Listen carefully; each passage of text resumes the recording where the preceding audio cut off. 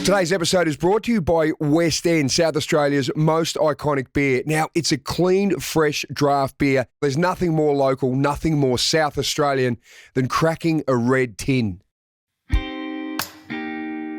We would meet up at his place, and his now wife would be inside, and we'd be out the back having a beer, and we'd be talking about all these plans, and we wouldn't tell her what we were talking about. She eventually got sick of it, and she's like, I know what you guys are up to. You're making gay porn. I know it. Well, they actually weren't making that, but they have been making a truckload of money and having a great time doing it. 7 years ago, good mates Dale Smedley and Sean Trevelyan invested $1,000 each to create Golf Gods, a retail company that celebrates the quirky side of the game. Think Happy Gilmore, think Caddyshack, and you're on the right path.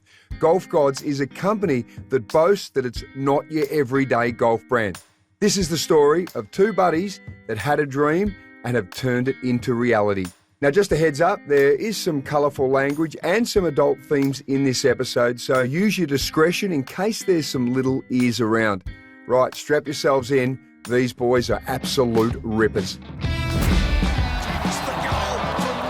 Welcome along to the Soda Room, a place where we get to know the real stories behind some of the biggest names in the game. It was like we had won the grand final. I just got some new boots. It was something special for me. Did you understand the significance of that moment? Oh, yeah. Nothing compared. That's what I thought I had to do as a leader. You got the same undies on. I've got exactly the same ones on. Well, this is it. The Golf Gods are in the building. Sean Trevelyan, Dale Smedley, gentlemen, welcome along. Thanks for having us. Yeah, thanks for having us. Now, I know about your reputation. I know you guys have done wonderful things and you've turned a great idea between mates into a multi-million-dollar business, but I know that everything's based on fun, isn't it, essentially? Yeah, absolutely. Everything we do has to have an element of fun in it, and I think that's why it's succeeded. It's, most people like to have fun and can relate to that, so that's what we base our business around. Well, on that premise then, we want to have fun. I've organised some drinks for us. Legends. So This is unusual. Our friends at West End have ensured that we've got them. So we've got the retro West End cans. Boys, so we could just give them a little crack. Yeah, beautiful. Cheers, boys. Cheers, boys. Great to have you in here. What better way to do a podcast than beers? Hang on, I'll just put the esky down here. Now, your story is remarkable. It's essentially, as we heard, two blokes put a bit of cash in, got sick of doing what they were doing, and just wanted to have some fun and create a new lifestyle. Is that how it's rolled out?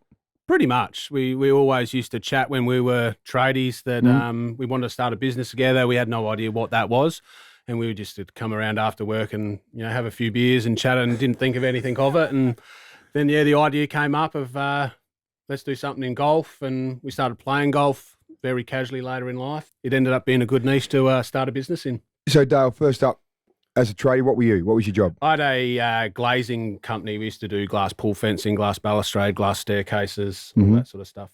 Sean, what about you? I was a plumber. Right. Oh, so you were elbows deep into shit and poo and everything. I tried to climb off the ground level pretty early, so I was a foreman or a site manager, so I didn't have to do that side of things. Yep. But I was in the plumbing trade. So were you both jack of the work you were doing, or you were just really keen to do something else together? Yeah, I think we were just really keen to do something. I wasn't that sick of it. It was a good job for me. I was working for myself, so, you could work, knock off at 2, 3 some days and go and play some golf. So it was really just something to do together, and we'd always chatted about it. And, one thing led to another, and we started something that ended up being quite successful. I'd always wanted to have my own business. I thought it was going to be plumbing until I understood what that would mean. And I thought, I don't know if that's the right industry to have a business. Which is how we'd start our chats on, there must be something to do online, or there's people out there making money online. How can we do that? And that's what kind of, I liked plumbing. I liked the building industry, but we were just looking for something else to do together. Right. Are you happy to say how much money you chucked in each to start with? I think the initial investment was $1,000 each. I had to put mine on a credit card because I had no money. I had a year in London and I come back flat broke. So when we started, it was funded by the credit card. So essentially $1,000 each. And what year was this? 2015, I think. Yep. Started 2015. Yeah. So why golf and how did it progress? I'd never played golf. I think I started this 6 months after swinging my first golf club, and I was terrible. I literally couldn't get the ball off the ground, and had a whole set of clubs. And the couple of my mates that used to work for us installing the glass, often, the odd job will come up and be pulled out at the last minute, so you can't install it, landscapers haven't finished. So we just started taking up golf after the footy career finished. Yeah, we just enjoyed it. It was a good way I just had a kid, a son, and it was a good way to get away from the wife and kids for a couple of hours. It's a minimum 4 to 6 hour sort of event. Absolutely. It's a big commitment. It is, and that's what we're finding out now. We don't actually get to play as much as you would think. So when you said you were pretty average, Yeah. what are we talking? Like well over 100 shooting around. So, it just had never really Genuine played it. hackers. Genuine hackers. Yep. Yeah, it just went from there, and we just got that bug, and that's what golf does to you. You get that golf bug, and you want to keep going out and playing, and do the fake swings inside the house. And And Sean, what about your golf game? I played a little bit when I was about sort of 18 to 20, but when I say a little bit, I was terrible, couldn't get the ball off the ground. But with the tradies that I worked with, there was a few guys that would, on an RDO or whatever, would like to have a round of golf. So I had a set of clubs. I hadn't used them in over 10 years when we started this, so I hadn't played in a long time, and my game wasn't great either. Do you know, so you guys make a living out of golf, and yet you're describing yourself as just genuine hackers. So there would be people listening now going, I can really relate to being a hacker, but you guys have been able to make a living out of golf by being a hacker, which is brilliant. yeah, I think that's what happens in golf. You grow up in golf, you try and become a golf pro, or you work the pro shop or something like that. And our outlook on golf was just very, very different to that. And I think that's just very relatable to the guy that likes to go out and have a hit. As I've been looking at some of your stuff, and obviously Golf Gods on Instagram and golfgods.com.au, is it, or golfgods.com? Golfgods.com. Of course, you don't need the AU when you're going internationally, you boys. But when I've been looking at the stuff, I get a real Happy Gilmore vibe. Yeah. Would that be fair? Yeah. Yeah. Well, absolutely. that movie and the fun that he brought, that's the attitude we sort of have probably in life as well, not just golf, but when we started playing golf, it didn't matter about if, you've moved your ball under a tree or those Your little things. footwear, It was more about being outside with the boys, having a few beers and enjoying yourself. Yep. And that's kind of what flows into the business now. It's just we try to have fun rather than be super serious with it. Right. So, okay, you invest $1,000 each. Yep. And do what? We bought 10 hats originally. Well, I think we bought 10 hats before the $1,000 investment. We didn't have a website. We had an Instagram page. We sold the 10 hats without a website, just through Instagram and DMing and send me a PayPal invoice and things like that. What were the hats? Where'd you get them from? China? Got them from China, never had done manufacturing, never done importing, never done any of that. So negotiated to make these 10 hats, 5 white, 5 black. Yeah. They were the most... The black was all right. The black hats were all right. They were terrible. Like, if you look at quality of hats these days, they weren't great. we look back at it now, like, what were we trying We to were do? proud at the time. We're like, they're ours. We And made what, them. had a Golf Gods logo? Or Golf Gods, Logo. big Golf Gods logo on the front, just pretty standard cotton hats. What happened from the start, though, was that they were getting bought from people all over the world. So it wasn't, because it was on Instagram, it wasn't focused on Australia or an Adelaide. It was just on Instagram. So straight away we didn't know about importing, and we didn't know anything about sending something overseas and what that took, and tracking and customs and all of that. It was just like, someone We just bought took it. the order and worked it out after. Yeah. So 10 hats, but there's a bit more behind this, because you said you had social media, had an Instagram page. What was that? What were you doing on that? It wasn't just like, here's a black hat, here's a white hat, you can buy them, was it? No, so we originally started the social media page, the Instagram page, and it was just posting trick shots. It was the end of 2014. Instagram was really just about taking off, and it was trick shots, golf fails, funny stuff, shenanigans on the course, all very, very different to what the Titleist, the TaylorMades, that all the other big brands were putting out there in terms of content. So what happened, we started posting other people. We didn't even make the content. They would send it in to us. We would repost it with their credit, and they were loving it. I've got a share on this page that's 5,000 followers, and then we got 10,000 followers. So we became that reposting page where people wanted to send us the content. We repost it, and then they can say, I've been on Golf Gods and things like that. So that's how it sort of started. Right. We didn't tell anyone that we'd started the page. So I didn't tell my wife, or girlfriend at the time, but no one. We just had it Just Sean So- and I knew. 10,000 followers was our like big reveal. So and that I think it took, and we haven't ever documented this now that we're trying to revisit it. I think it took nearly 6 months to get to that amount. So up until then, we would meet up at his place, and his now wife would be inside, and we'd be out the back having a beer, and we'd be talking about all these plans, and we wouldn't tell her what we were talking about. Oh, no. Do you Secret remember, men's do you remember business. what, well, do you remember what she said? Yeah. So she eventually got sick of it, and she's like, I know what you guys are up to. You're making gay porn. I know it. You too. Look at you. You're out there secretive. And subsequently, when certain things happened after the business got launched, and we told people, I've said to her occasionally, like, do you kind of wish it was that, and not what we're doing? Like, do you reckon that You would have could be been... selling gay This porn was before type. OnlyFans as well. Well Imagine. before. Imagine the sort of equipment you could be importing from China and selling to I don't the. think anyone want to see us doing that. But That would be quite remarkable. So we kept it hidden from everyone. We had a lot of friends that were following the page and didn't know it was us, and got to prank a few mates Yeah, we along pranked the a way few mates. before we told people it was you know us. the story about the prank probably better than I do. So we played golf together, and we took a photo holding a Melbourne bitter can with our glove. Mm. And a mate of mine, Ronnie, messages me. He's like, these boys, or he tagged me on the post Yeah. and said, these boys know the right beer. And so we wrote back from the Golf Gods page and said, why don't you two have a round, and the loser will donate a glove to. So him and I had a round. I lost, so I had to buy him a glove. So Dale and I gave him the glove. Next time we Right. saw him, we said, we didn't pay for shipping because it's our company. And he was just like, He didn't know Fuck off, you. didn't know. You were No the way. golf gods. Yeah. no way. So And he's sort we- of pranking he their own he made friends. us do a post with a particular hashtag to prove that we were the ones posting on the account. So. Really? That was one of your mates. Yeah. it's one of the so, mates. So 6 months, you've gone purely from just putting content online, and I suppose it's people throwing clubs and swearing when they hit a Yep. shit shot, all that sort of stuff, Yep. and all got that. to 10,000. Yep. And when did these black and white 10 hats come on board? they were early. That was like March or February of that year. So we only had a couple of thousand followers when we a couple of first. So they sold pretty much straight away because we're off about less than 10,000 followers. Reinvested those 10 hats. What we made from that, bought. That's I think when we invested the $1,000 each. So we bought 100 hats. Yep. I think that cost us about $3 per hat. I think. Mm. Went from there. Built our own website. Back before sort of online sort of e-commerce and all that was just sort of taking off. So once again, that was good timing.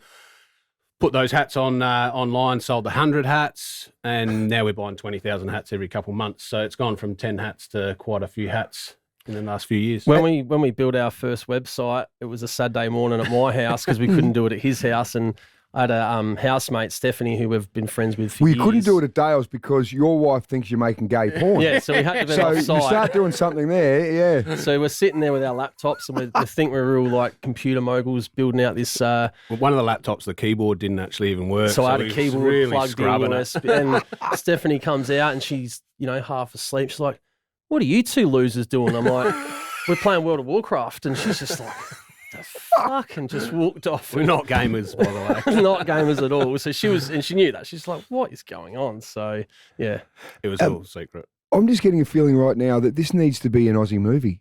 Your story. I just before we start going down, I need to stop for one moment. If we can turn this into an Aussie movie, like remember Mick Malloy and that the Crackerjack. bowling, Yeah, Crackerjack, that was a and good movie. the dish. We need Working Dog on this, or let's do it ourselves, right? So we make this movie of you blokes that become the golf gods who start off making gay porn, and then you're doing all these different things. We never made any. No. Never. Not even a test. Hey, not even a test. This is just a little bit of license that I'm taking when of we course, start. Of Mate. course. Right, I need to work it. Sean, who plays you in the movie? Oh God, that's a tough question. Who would play you? Seth Rogen. Dale, what about We you? got, not, I don't have the curly hair, but Yeah, big lads. Not into movies at all. So Pick it. Who's your favourite actor? Is it Vin Diesel or is it? no, plays, it's, Well, you've got the it Vin is- Diesel yeah, haircut. Vin Diesel, yeah, Yeah. Vin Diesel. Yeah, absolutely. So we have Seth Rogen and Vin Diesel playing you blokes Yeah. on how you've gone from the backyard with a hacked up computer Yeah.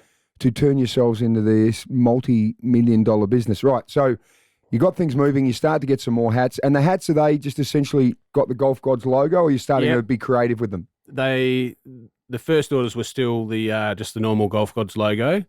The hats quickly moved into what we call a parody of the Titleist logo. Probably pretty famous word titties on it. Looks exactly like the Titleist script. Yep.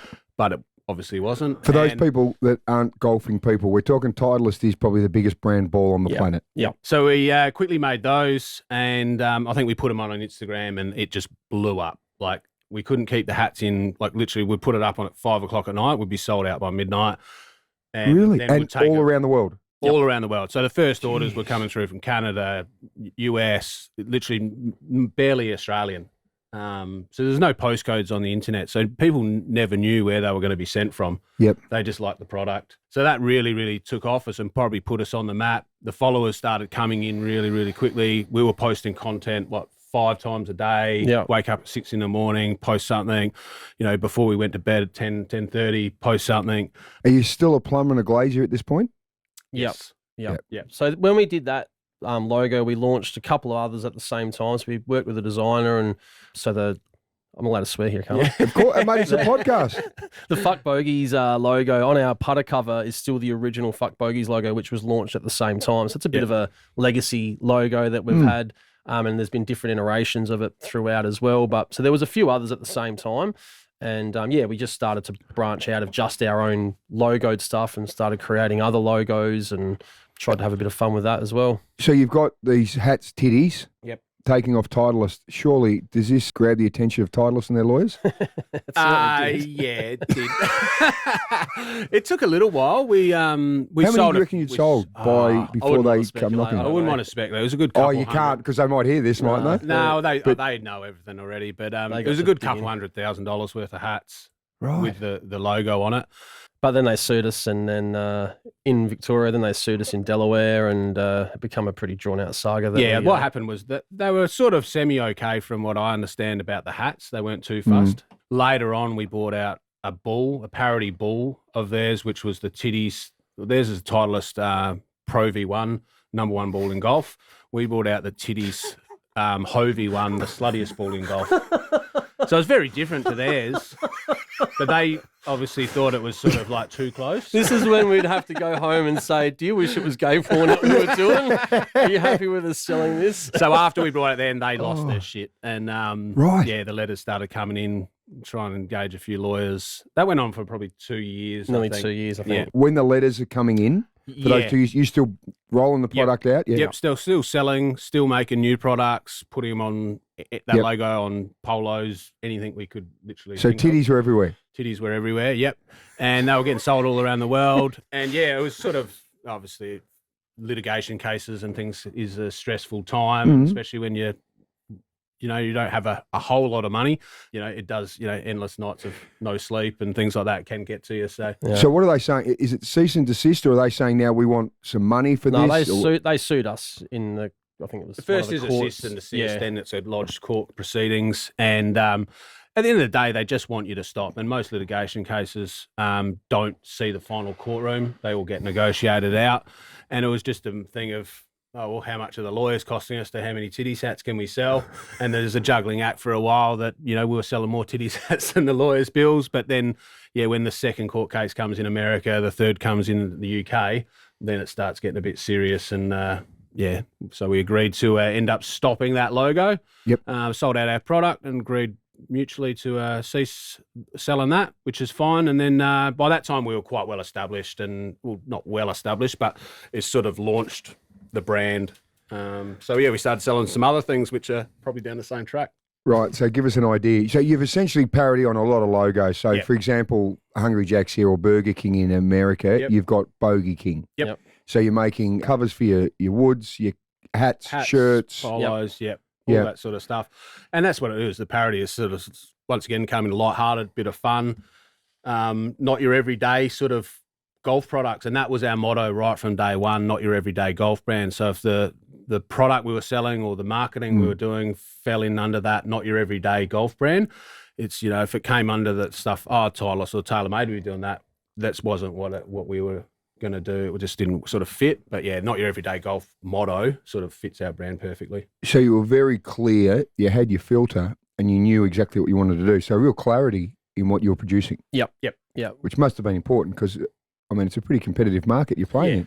And I think, like Dale said, we not your everyday golf brand, but it's like, and not even just taking the piss, but just having a bit of a laugh about Yep. things. That's just been our outlook on Yep. it, because that's how we treat our golf, because we're not real good. So there's no point getting too bent out of shape about our golf ability. And we're focused on good quality products, and we've worked really hard to get the quality really good.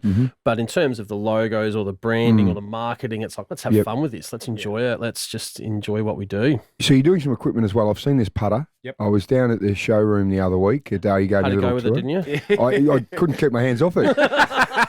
Can you describe it? Dale designed it, so I'll let him talk about it. Is it to scale to anyone? Of course, it's big. That's why it's Right. called the So big. what is it? Tell everyone what it is. It's a putter shaped like a dick. Yeah. And it's called the Big Dick Putter. The big dick putter. right. And how does the big dick putter go? It's getting sold out everywhere. Well, yeah, once again, that's a real Goes good around the product of world. ours. You just don't want to hit the knob, that's then it goes a bit sideways and things like that. But once again, it true. comes back as a gag gift. Like we've moved on and we try to target the gift space, which is Christmas time right now. If you're a young sort of middle-aged golfer, you're probably pretty hard to buy for. The golf gifts is something really easy. So yeah, any sort of buck show golf trips, boys golf trips, it's just perfect as a sort of A lot of gag people sort use it as trophy. the like if you three putts. So say if there's four of us playing around, there's a dick putter. Whoever three putts has to use the dick putter, Right. and then it gets passed on. So So it's, each it's hole. just a So then Right. if you've three putted, you've got Yep. it until someone else does. Right. And you just So- keep passing the dick around. Yeah, that's right. That's interesting. Gay porn. It just keeps existing within this. There's body a of horrible work. theme that continues to go. So, okay, the titties thing takes off, right? You guys are starting to make some good money. Yep. When do you quit your jobs? At what point? I think it was about 18 months. So you quit your job first and started working for me Yep. installing glass. So that was an easy one. We could go install a glass ball fence in the morning, come back and work on the golf stuff, pack Yep. some orders, and It was just before the Black Friday would have been of 2016. Yeah. Because it was that summer that we were doing the pool fencing, and then Yep. had some Yep. products to pack finally and make some money out of. Is there any staff at this point or just you two? not just us. Yep. So you getting the stuff, you essentially getting the products designed, import them in, Yep. and then ship them to wherever they need to be. Yep. Geez, you must have learnt some info about logistics and planning and I don't know, all absolutely. these different things. I can't even get my head around what you'd need to learn and It's pick up. little things like having the correct paperwork to bring over your shipment. If you don't have basically 4 correct bits of paper, you can't get your product through customs clearance. And then if you don't have that in time, you'll start getting storage fees. So all of a sudden your 100 hats could be cost you double in storage fees than the actual cost of the goods. So knowing you've got to get the paper, and that took us a long time. And part of that challenge was that if you bring over a small amount, it's different restrictions on the dollar value. So when we were getting samples, they come straight in. Yeah. Then you order a big shipment, and you're like, oh, Yep. that's cool. That'll just come in. And then it's like, oh, where's no. this? You're like, Yeah, what this do you mean? paperwork, yeah, it's Where's custom that? fees. And it's And- like, Where are you learning this from? Is it all trial and error? Trial and error. Do you have some mentors helping you out? No We business? didn't have any people? mentors at that stage that had done it before, or even in e-commerce. It was they literally just figured it out and cracked on. And just having a crack. What a great story.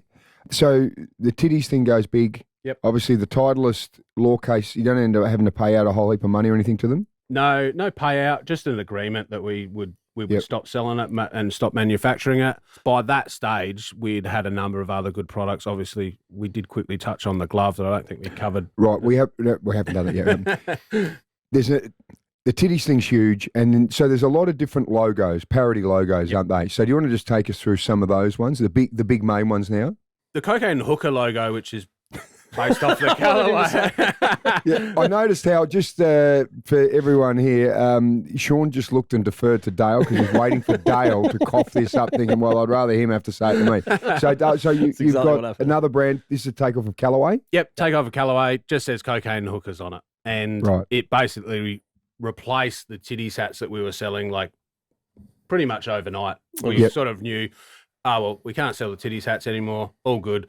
We've got the Cocaine Hooker hats. We'll just put them in the same colours, and they're still one of our best-selling. It is our best-selling hat today. Right. The Cocaine Hooker logo is still our best-selling parody logo.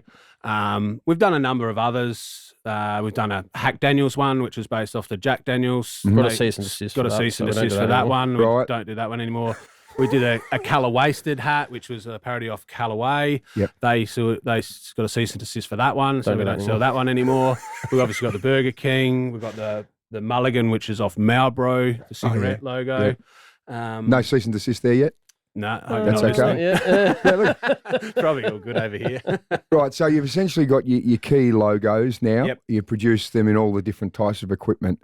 Now, there's this glove. You do gloves. And I looked, and what I loved about your gloves is obviously, you get your stock standard golf glove, but I looked at them, some of them you've got like skeleton hands. Yep. Another one you've got some marijuana leaves. What do you call that? Devil's Devil's lettuce. The devil's lettuce, Yeah. that's right. I love it. So they're all edgy and quirky. Yep. But there's one particular glove. Now, this would be the biggest selling item you've had, is it? This is the number one selling item we've Now, got. Yeah. tell us about the idea of how this glove came apart.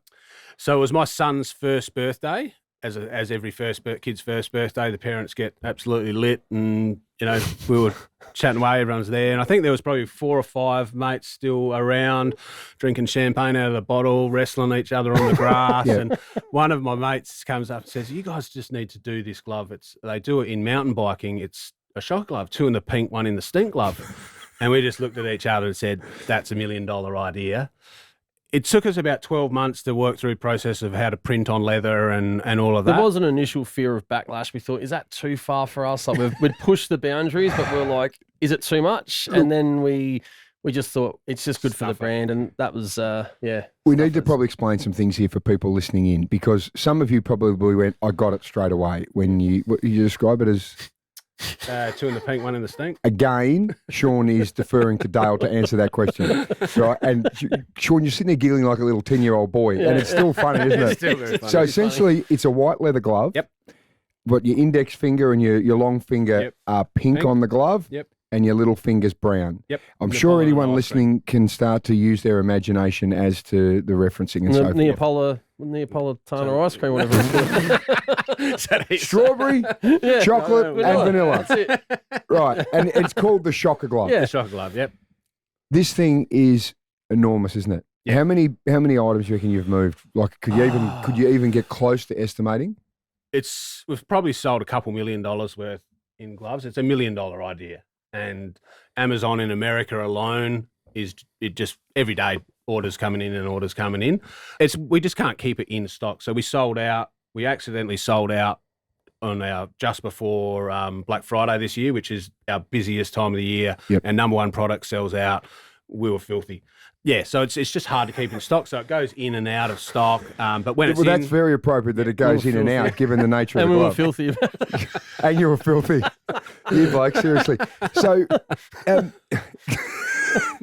essentially, so you and your mates sit around, drink beers, have fun, come up with really quirky, crazy ideas, implement them, and it's become amazingly successful. Is that essentially what's happened? Yeah, I think the Hovey one was a great example of us.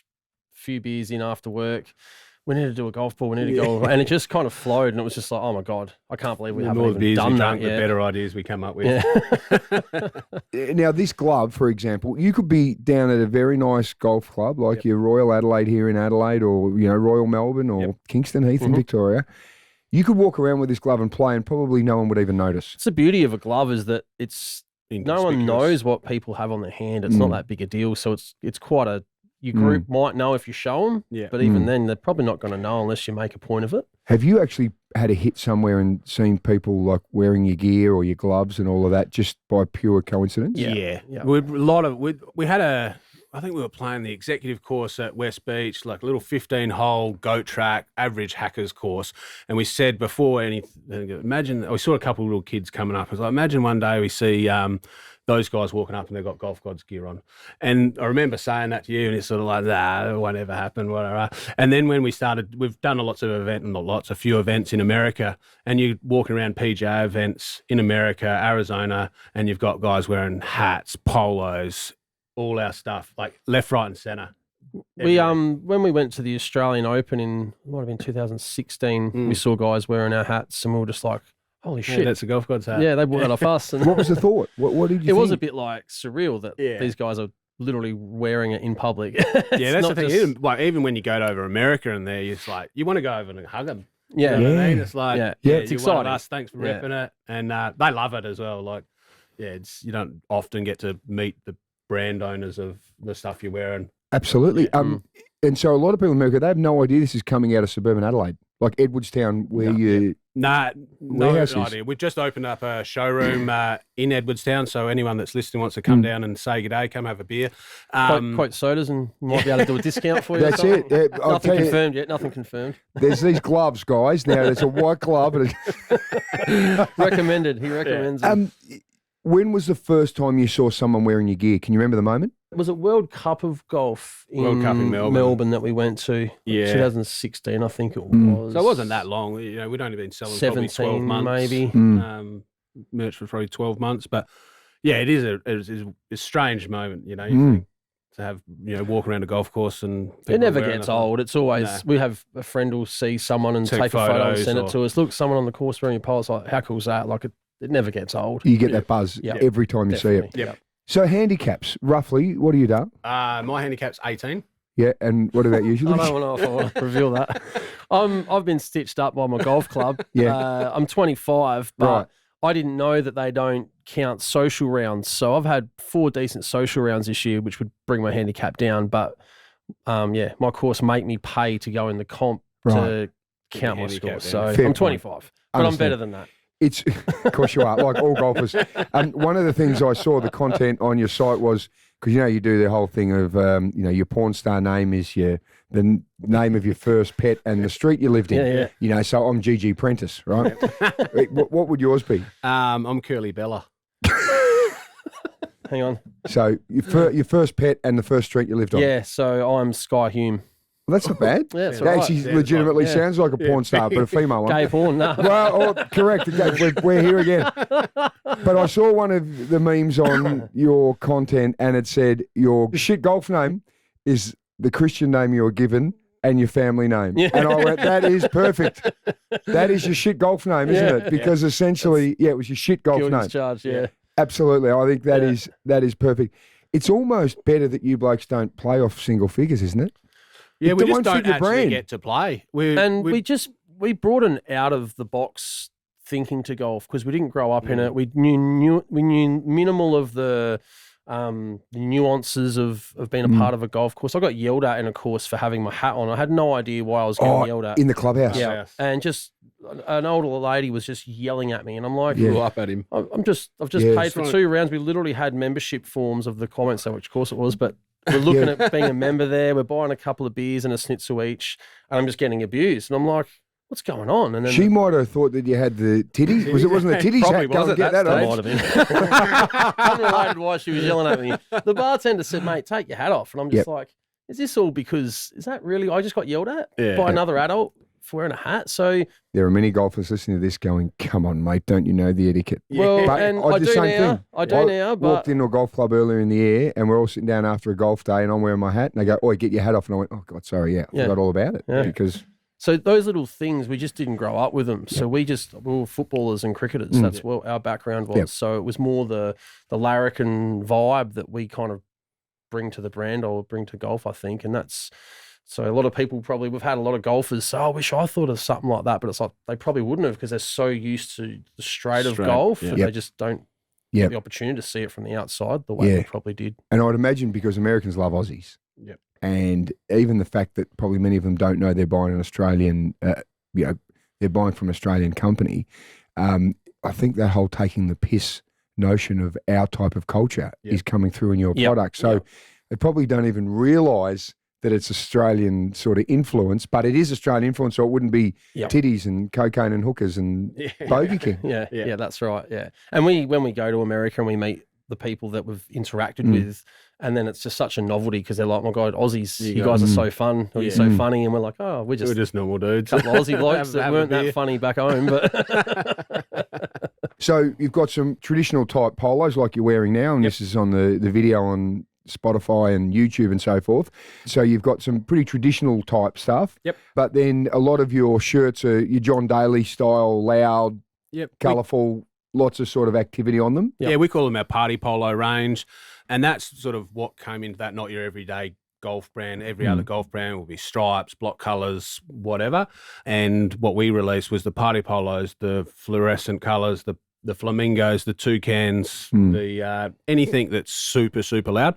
And then in America, that was really, really taking off at that stage where, the scramble, their charity events, they would buy 4 for their team and they would all wear it. And it's been pretty popular over there, for probably 3 or 4 years. Yeah, at least. And now, sort of in the last sort of 2 years, obviously COVID's done massive things for golf in Australia.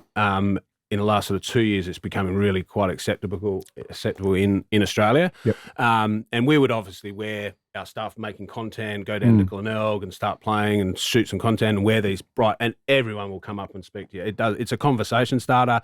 Yep. They'll say stuff like, do you lose a bet? Do they make them for men? And they'll walk another hole to come over and say something to, just because it's different. They don't really see it, especially the older generation in golf in Australia. So, yeah, that's really, really just taken off. And Australia's only just starting to get around I think it now. occasionally people feel like they almost like want to have a crack at you, but then because we just laugh about, it's just a fun Yeah. play, and they're like, Yeah. oh, cool, okay, Yeah, you guys some are all normal right, guys. it's all good.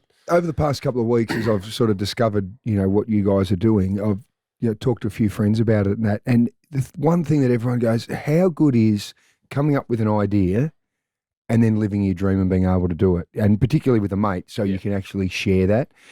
It's just a genuinely remarkable story, and it almost. I started thinking, going, what can I do? What can I create? Because you guys have essentially now created a really great future for yourselves. You're having fun at work. You're having beers to get stimulated and then coming up with these amazing ideas. Like it's a pretty remarkable story. Yeah, absolutely. And we probably wouldn't have ever done it on our own. And that's what probably some people have got to realise when you've got an idea, if you can get a mate involved or someone else. Yep. It's just someone you can lean on. And there were plenty of times early when I'd be like, I'm over this. This is stupid. I'm not doing this anymore. But he would be driven and focused and do it. And vice versa. Sometimes he'd be like, I can't be bothered posting this weekend on Instagram or whatever. But I would be still in and around it. So it sort of played off one another to really drive it. How important was that consistency, like you're saying, to That's to the post? number one we thing. never stopped. The longest period we had without posting, we think it was like 20 hours. We're at Marion Bay at a buck show and had no internet reception. And then someone finally, one of our mates had a phone that could get it, and we Telstra. tethered to him to do a post, and it was about 20 hours. And that was, other than flying when we were in transit to the US, that was the longest we'd ever gone of just not posting. So just we'd post every 5 times a day, 6 in the Every day. morning, all the way through to 10, 11 at night, Yep. every single day. I think I haven't last yet, but it's probably 15, 17,000 posts on our Instagram. And are And these it's these are not never just, a day we've missed. and it's content. It's not just essentially like just a polo shirt or something. It's No. actually good, fun, Yeah. engaging It's, stuff. a lot of the fun video stuff, but Instagram really sort of previously in the last sort of 2 years, the memes, the sort of a photo with a caption at the top, Yep. that really, really took off. So we were reposting stuff. It wasn't all our own created content, but that's what people liked about the page. Yep. They could send us stuff in the DMs and say, hey, post this funny thing, and Yep. they would post it, and then they would share it between all their mates, and they just really enjoyed it. So I've got my phone out now, and I'm just going into Instagram. I look at the golf gods here. So followers 581,000, Yep. 14.3 thousand posts. Yep. There you go. And Sean and I were doing nearly every single one of those posts. It's only just recently that we've got more staff to be able to do the posts, someone else do the posts. Right. So that's the commitment. And, when you say, I want to build a social media page, I want to get followers, try and post 10,000. There's the glove.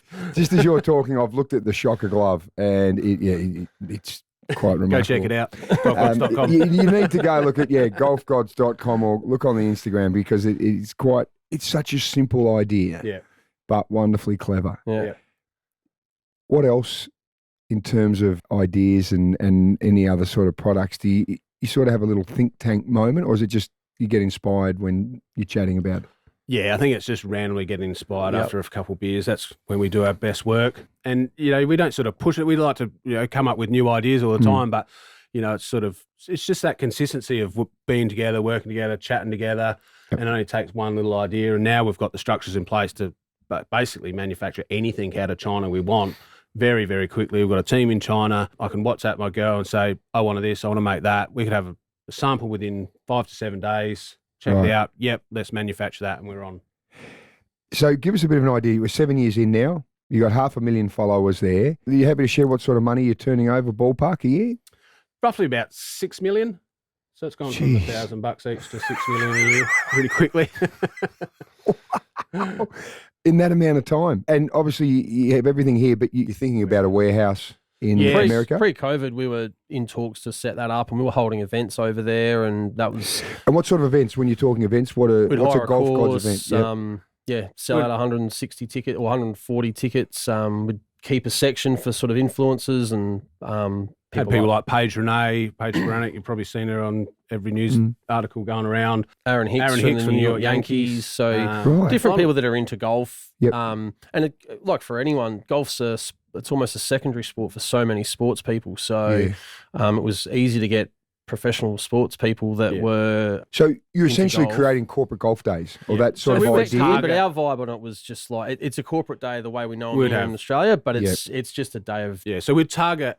Our events would be the week of a PGA event in that town. So our flagship event was a Waste Management Open. If you don't know that, it's the party hole, 200,000. It's in Arizona, isn't it? Yeah, Arizona, Scottsdale. It's the one time where you're actually allowed to throw golf etiquette out. And people are drinking in the crowd, throwing their cups on there, just loud, whatever. perfect event. 200,000 people around basically 3 holes of golf, hole 16, 17 and 18. So we would hold our event on the Tuesday leading in, and everyone was coming into town looking for tee times to play. So an event like that was perfect. You know, you could see some Instagram influencer, you could see a sports person and things like that.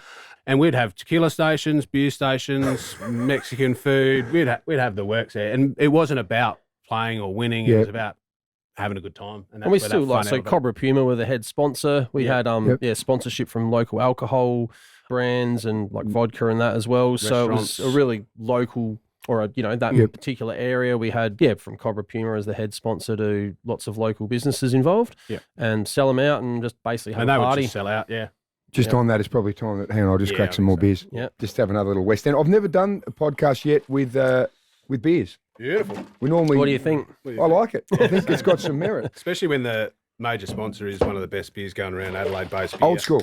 Yeah. Right, so time for another West End. We're putting ads in now. They'll be very happy about this. We're putting our own in. So now you're saying you're turning over near 6 million, that sort of thing. How many staff have you got? Casual and full-time staff, I think there's around 13 going around now. So we've got majority based in Adelaide. We've got one in China who does all our purchasing, works solely for us. Got one in the Philippines. We had 2. We've sort of gone down to 1 there that looks all of our customer service. So, they're very, very good. They'll wake up at 3 o'clock in the morning, start doing customer service while we're still sleeping. So we wake up and a lot of the customer service have already been answered to, especially with a majority American client base, different time zones. So they would wake up and already the emails are full of inquiries or whatever. So that was sort of really good. And we've really concentrated on making sure our customer service is top notch, because that's what, people want to not feel that we've just taken their money and they don't hear anything from us. And so it's grown out. We've got a warehouse in Edwardstown. We've got casual staff, full-time staff, and now another showroom, another office about 100 metres down the road. So 2 facilities, and we have had a warehouse in Florida as well. So not just self-made businessmen, or do you call yourself entrepreneurs? Not really. We just crack on. Like we don't really put a name to it. We've never said, "Oh, you're the CEO of this company," or "You're that." We just get in and work. We've done a lot of it ourselves. It's only in the last sort of 12 months that we've really started employing staff. We just used to do everything. We used to sit up all night and pack orders, and I do all the design and all that sort of stuff. So it was just all done by us. Yeah. Well, can I call you entrepreneurs? Yeah, absolutely. Yeah, you can. We call it business. Well, you are because you've created what is now an international company with, I imagine, enormous amounts of growth. And once you, I suppose, crack that US market particularly, and I know you're big in Europe and all that as well, there must be so much potential to grow. Although 90% of our stuff already does go overseas, the American market is still very untouched, whether it's wholesale, whether it's direct to consumer.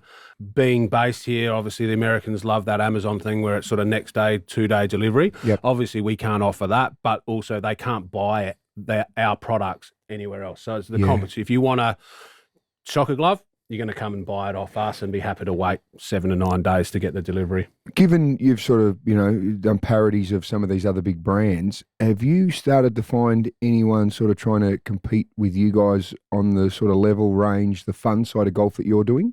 Yeah, Any knockoffs? you see it around a bit, and it's one of those things. It's goes, it's probably They don't seem to be touching the cocaine hooker hats or the two in the pink, the no dick one wants putter. to go as hard at it as we did. Not that they should, But it's the party polo, so you're seeing Yeah. more and more in America and in Australia. They pop up every day. So someone will see it and go, "Oh, I can make those. I can do that." But we're so far deep into the American stuff and what we're doing, we don't even care. Yeah. Live Golf's coming here. Yep. What sort of opportunities is that? Because that's obviously going against the establishment, the convention of traditional PGA and all that sort of thing. And are there opportunities for you to do some stuff there, perhaps? Yeah, we've been in conversations with them even before the Adelaide event was announced about, what if it comes to Australia, we want to, promote. And ultimately, it's about it's professional golf. So if PGA Tour board an event here, would be just as excited to try and do something that even though they don't the US. do much. Well, they've never done any favours for us along the journey. But yeah, we hope that we're going to be keen to get down there and party. And we'll do our events. Obviously, by that stage, we'll have the simulator at the warehouse, the showroom open, do a number of meet and greets, possibly with a couple of the guys that are in the live players that are on social media, and just take people down there, get around it. All wear party polos, a bit like the old Fanatics back in the day. Get out there and be loud and Have don't fun. have to be obnoxious and rude and disruptive, but Yes. just get out there and have a good time and just bring that younger group of people through golf and really enjoy it. Get your shocker glove on and just get your fist up in the air and show people what you need. Projected wise, what are your sort of plans going forward? Now, you've talked about the potential of a warehouse in the US. Yep. I could imagine now that you're a legitimate businessman and just self-educated businessman, which I find fantastic because you've done all the roles yourselves. Yep. What's next? Definitely the warehouse in Arizona is our next thing. I think that will really take us to the next level. A lot of the e-commerce business side of things, we're talking about looking at conversion rates. So how many people are coming onto our site to how many people are converting. And we know that obviously with our longer shipping times that it can affect conversion rate. So being able to plonk our products in the US. Conversion rate, you mean people searching and then fulfilling and So making an people order? that Is that what you actually mean? come onto the website to Yep. then fulfill their, Yep. complete their order. So it's a bit of a metric in e-commerce that you judge your site on it. Mhm. One thing is getting traffic there. Yep. The next thing is converting them into a purchaser. Yep. And as Dale said, if we could offer that quick shipping in the US, which they get from And you're everything thinking if locally. you added, you turn around, you increase your conversion rate by 1%, it's big dollars. Yep. So, and it's Yep. not that hard. It's literally just getting stuff to them quicker. Mhm. A lot of our stuff is for particular events, birthday presents. So if you're a bit late on it and go, I've got an event on Friday, I want to go get a Golf Gods polo, 9-day delivery, it's too late. I'll just go buy one from somewhere else. So that's what we think. And obviously by doing that, we know that the total revenue will grow. I'm stunned by this because I just think I love the fact that you guys have just come up with an idea. You've navigated your way through it. Were there, and you obviously said there were times when you just went, stuff this, we've had enough. Yep. What's been the biggest challenge for each of you going through all of this process? Obviously, the think- court cases, like those sort of things, they do really weigh on you. So, don't go into parodies and that sort of stuff if you're not willing to do that. But really, for what we're doing it, we're best mates. We're doing it together. We hang out. We text each other all night. There's not too much that It never bothers gets us. out of control where you could, and I suppose if you were on your own running a business, you could let something really grind you down and get to a bad point. We're only ever a message away from one saying, this sucks, we need to sort this out, or why wasn't this done?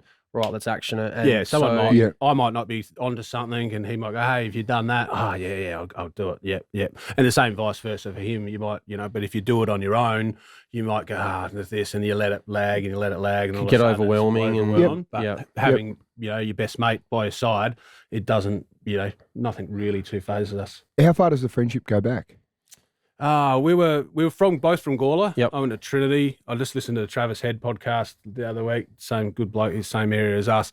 We were probably about 15 or 16 when we sort of knew of each other. Yep. And then we didn't really start hanging out really. 18 to 19, we both moved to the south of the city from Gawler at the same time, separately for separate So reasons. Gawler, for those people that aren't familiar, when we're here in Adelaide, you're talking sort of just north of metro area, just before the Barossa. Yep, That's So, right. Yeah. you So out of Metro. well, that where you area, grew up. we literally, I lived in Edwardstown on the same street our office is now. So I moved out of Gawler to Edwardstown. Right. He was on Anzac Highway. So Good street because there was a shooting there the other day. that's right. Where Just this week, there was I was some just drug trying to deal sell going my on, house, wasn't and it there? cost me a couple of buyers. So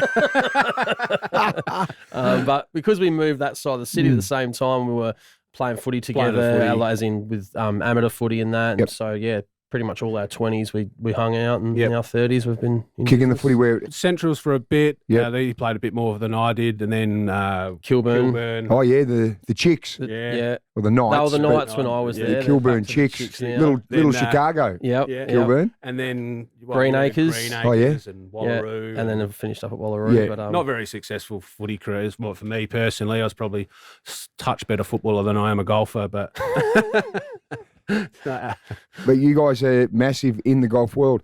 For those people that are listening here going, how good is this? Two mates got together, threw in a few grand, and they've been able to, well, you're living your dream, I imagine, aren't you? Yep. You're living your dream? absolutely. What's your advice to someone sitting back going, how could I do this? Yeah. The first thing is have a crack. Literally, when I first started the Golf Gods Instagram page, it was having a chat with a guy that I used to work with, and he's probably kicking himself now because I said, I've got this idea. We start this page called Golf Gods. We do all the funny stuff with drinking and all this, and he's my mate Nathan. He's like, Buddy Bear would be in for that. He'd be really good at that. And I'm like, yeah, he would be. So I left it there. I literally went home that night, started the page, started posting. He was in London. He came back. I think it was just before New Year's, and we were playing around the golf. I said, "Mate, I've got No, something." that wasn't how you pitched it. It was about 3:00 in the morning. Oh yeah. And we were having a party, and he goes, "Mate, I've got this idea. I want you to get involved." And he explained it, and I was like, not just because of the state of the night it was, but also just I'm like, mate, I don't play golf. I don't even like it. I don't really like Instagram. I'm 100% in. Shook his hand and said, "Lock me in. I'm in, but you need to have lunch with me tomorrow and actually explain this properly because I don't know what you're talking about." But I'm keen Right. because I Yeah. come back from London broke, and I'm like, I'm willing to Yeah, do so whatever. that's the thing. If you've got an idea, you think you want to do something, just operate and just do it. And that's what I learned. That you progress. Oh, I'd like to do that. I would like to do that. And if you just never do it, it's never going to happen. And then be consistent at doing it. And that's what got us to where we are today, but just got us to a point where we could actually grow something out of it. It was the consistent of posting. It was just, taking that step forward and just really, if you got an idea, just have a crack. I've got a million ideas now. I'm trying to think how I can do it. I think I need the advice from you guys Well, to work. there's- I'm trying to make this podcast grow as well because, But that actively by doing it, that's the start because, an idea, and you can talk about an idea as much as you want. You can have as many beers and, we could build this and we can do that if we get this. But until you've actually either got a customer or you've got a product or you've got something there that's real, it's still just an idea. So you've just got to get it going, get it happening and see what happens from it. So you've talked about obviously a warehouse in Arizona, and I imagine how regularly you guys fly into the US to run the type of events that you're running. So pre-COVID, we were due to run 4 events. So we had Scottsdale, Arizona, California, Florida, and Vegas, all tied in with PGA events. Obviously, COVID hit Feb 21. We're on our way home. We're from on our way Arizona. home, and everyone's going through LAX, and all these people started wearing masks. And we're like, "What the hell is going on?" My wife says, "Have you heard about this virus?" And I'm like, "Nah, it's all right. It's all good." And then came home and Getting into Sydney and seeing a dedicated line saying if you've been to China that way, and everyone in hazmat suits was like, that's a this bit is more serious. than just a normal common So we cold. got back. We did our event this year in Arizona. We had it all planned, had all ready to go, and the Omicron variant sort of hit. It was just as things were about to. We thought, we're going to be able to get on a plane and go to America.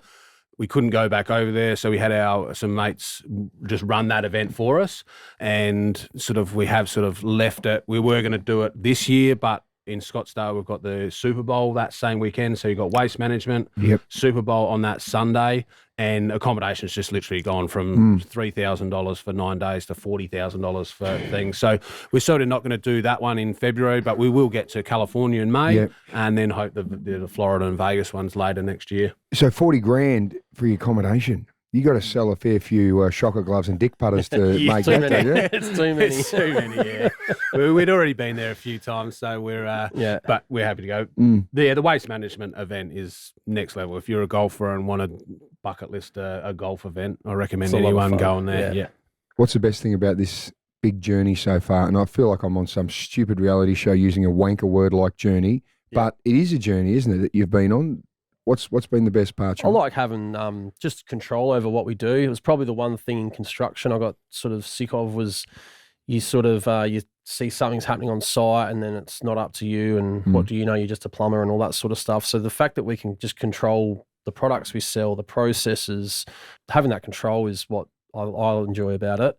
Yep. At least we're only accountable to each other rather than, this would be great if the boss approved it or if something else like that kind of happens. So Yeah, it's probably the same for me. We can do whatever we want, whether it's throw a big party like Golf Gods Invitational like we did, and literally all we did was throw a big party and play golf with a whole heap of friends. It's just that freedom to, sell a dick putter or sell a hat with cocaine and hookers written on it. There's nothing that we really won't go down now. Nothing you won't go down now. Well, you were filthy before. I don't know what's going on with you, Blake. Seriously. Who are some of the biggest fans of your gear from around the world? Because I know down at your warehouse there's some jerseys and all that up there, merchandise from some big stars. One of the best ones was Kevin Peterson. I think he was really into it back in the day. We'd send him stuff. Next thing he's wearing it everywhere. And gave us some good shout outs with just organically just did it because he loved it, which was a lot of fun. And Kelly Slater, who sent us photos wearing a hat randomly. Yep. We'd send them to him, but without you knowing, you didn't send anything to him. We sent it to him, but then he would just see. send a selfie wearing a hat. Because he loves his golf. He loves his he's a really golf. good golfer. That's the good thing about golf. It, like Sean said before, it is like a second sort of sport for the professional athletes. Yep. Yeah, so we've had access to a lot of those guys, and when you've got a New York Yankee coming to your golf event, and then a few months later he's hitting home runs in the playoffs. Is that what you call it? The thing? It is. Yeah, surreal. Have you ran a Golf Gods big tournament in Adelaide yet? We did run one before we started doing them in America. We ran one here at Flagstaff Hill, and it was just such hard work. The difference between the Australian golf courses, they're obviously membership driven and all of that, and where the Americans are privately owned, so they're all sort of set up for those events and happy to have you. The Australian courses are very hard to deal with, whether you've got to get it approved by the board to have a day off. Flaggy was good. The event was good. So we did at Flagstaff we Hill. wanted to do a follow-up at a different course, and we spoke to them. They said, we'll take that to the board, and the next board meeting's in 3 weeks. I'm like, we kind of want to launch it next week, because we just come up with stuff and let's do it. And, all right, wait for the board meeting, and then they have board meeting. It comes back and they're happy with 8 of 12 points, but these are, and we're just like, you know what, this is just too hard. So then we went to America and it was easier. We were doing it from our office in Edwardstown, did the whole thing, organised absolutely everything from Edwardstown. It was easier to do it. We had a guy that we co-hosted it with in America, so he worked with us and he was the on-the-ground guy. Yeah. But for us to put that together from here was easier than, in all aspects, sponsorship, players, courses, approvals, food. It was just easier. So much easier to do that out of here over there than it would be to do a course 20 minutes away from where you were sitting. Yep. And they sell out quicker. There's obviously so many more people over there, but they just get it around it. And if we did another one here, I no doubt would sell it out and things like that. But just trying to work with the courses can be difficult. Is there one pie in the sky idea, or is there one thing that you're just sitting above that you go, we really want to be able to do this, whether it's perhaps an item or whether it's an event or an activity or something that you just really like your gold standard After idea? the US warehouse / distribution point, probably having one in Amsterdam. It's just the hub of Europe. Hub. Some of our products fit the area. Yep. Devil's lettuce. Devil's lettuce. Be a big seller, But isn't it? being that is a big the seller. place of Europe, that'd be kind of like, wow. The American thing was happening before COVID, and sure, we can just get that going again. But Europe, to sell direct to European customers, they have different import taxes, and there's a lot more barriers for customers there. So to have a hub where we could really service that whole region would be pretty epic. So you said about 90% of your gear goes overseas. Yep. Have you got sort of rough breakdowns of what's going where? What percentages? Probably about 70% is going to the US, and then it's sort of Canada or Australia's probably comes in after that, and then UK, Canada sort of the same. Then New Zealand, but I think we've sold to just over 100 and something countries this year. So Pre-COVID, it was more. COVID, Yeah. there's been some restrictions still with different countries. like even and like where you can ship Finland, to. that had restrictions to ship Australia Post to ship to. Literally, we could turn Finland on tonight, the shipping is available, and we would have 10 orders tomorrow. South Right. Africa's the same. They are sitting there on our site waiting to be able to buy it. Yep. And Just haven't been able to send it to them. sometimes something would happen and we'd accidentally have turned Finland on, and the warehouse guys, we got 10 orders from Finland overnight. It's like, fuck, we've got to turn that off again. But yeah, it's strange. Yeah. Well, boys, I can just say congratulations because I think what you've done is brilliant. And like I said, it's an Australian movie waiting to be made.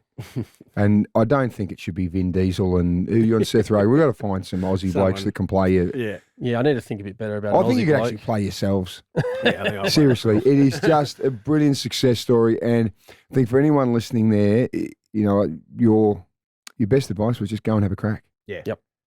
Go and do something. Learn on the way. Yep. So essentially, you're self-made and you're self-taught. Yep. Brilliant, boys. I think it's just, I'm actually taken aback because I just think it's so remarkable and it's just so wonderful because you hear people bitching and whinging about how much they hate their jobs or Yeah. life's mundane. Yep. And you guys have gone and had a crack at it and you can actually determine your future. But not only that, have some real fun and share it with your mate. I reckon is just extraordinary.